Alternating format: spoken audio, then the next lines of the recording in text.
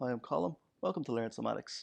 In today's video, I want to show you how to release the inner thighs and the groin from lying on your front. So let's change positions. So we're going to roll onto our front. Okay, so for this one, we're going to lay on our front like so, head turned to one side, and you want to turn your leg. If you're facing right like I am, you're going to turn your right leg out a little bit and bend the knee. And you can just adjust your leg up and down for comfort. But you want it to be somewhat bent and somewhat out. And then you can put the head down. And all we're going to do from here is this leg that's bent, just begin to press that leg down into the floor. I'm doing that now, and you're not going to see a huge amount, but you might notice my pelvis kind of picks up a little bit or shifts. And you're going to feel the effort of pressing your knee into the table or into the floor in your inner thigh and groin. And then you can just slowly relax and come to rest, and you'll feel yourself settle back down to the table. Let's try that again, pressing the knee and the entire lower leg into the table. Again, you're going to feel this in your inner thigh. So this position allows us to contract the inner thigh and then slowly relax it, nice and carefully. So we're pandiculating the inner thigh from this position. And as I said, you'll notice your whole pelvis shifts when you press the knee down. That's fine, you can allow that to happen. And you may even notice as you press your knee down, your head almost gets a little lighter on the floor. So let's add that to it. As we press the knee down, lift the head just a little bit, and you'll feel that that makes the contraction in your inner thigh stronger, more clear. And then slowly relax to come back down.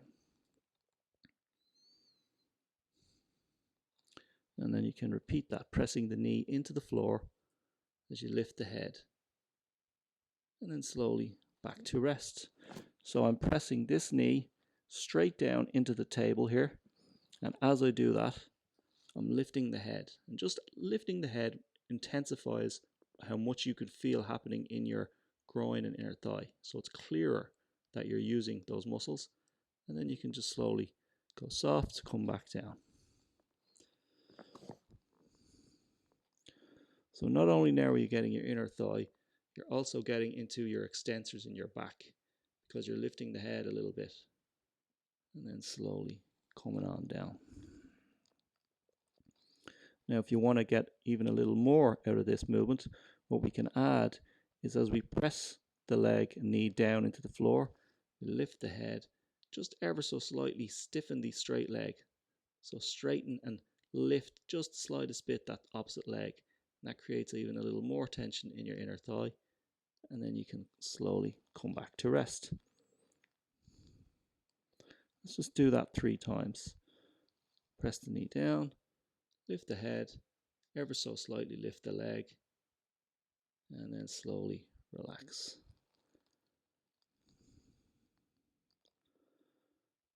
Press the knee down, lift the head and the leg, and then slowly relax. One last time, knee down, lift the head and lift the opposite leg, and then slowly relax. So by pressing the knee down, we've engaged all the inner thigh, and by lifting the head and lifting the leg, we've just made the whole thing a bit more full body, taken in more muscles, and allowed it to give a stronger feedback into the thigh. So once you've done that a few times, you can shift the position of your knee either up to here or more down to here, and then repeat the sequence, pressing the knee down, lifting the head, lifting the leg, to get into different parts of the inner thigh. If you come up higher, you're going to feel it's going to feel a little different when you do it compared to if you go a little lower, pressing down. Same thing, but each one will free up different fibers of the muscles of the inner thigh. Okay, so we've done a couple of repetitions in the kind of middle position. So let's lay on our back and see what we've got. So if you've done that nice and slowly and carefully, you're probably going to have a feeling that your one leg is flopped out much more than the other, the one that you were pressing down into the floor. Also should get some release into your back and into the back of the other leg, which was also lifting. So while that movement was predominantly addressing the inner thigh, it also gets into the extensors in the back and the back of the straight leg as well. What would be interesting now is to stand up and have a little walk around and see how it feels through that leg and hip, and then come on back, repeat the video and do it on the second side so you're nice and even. So that's another simple movement, free up the inner thigh. I hope you found that useful.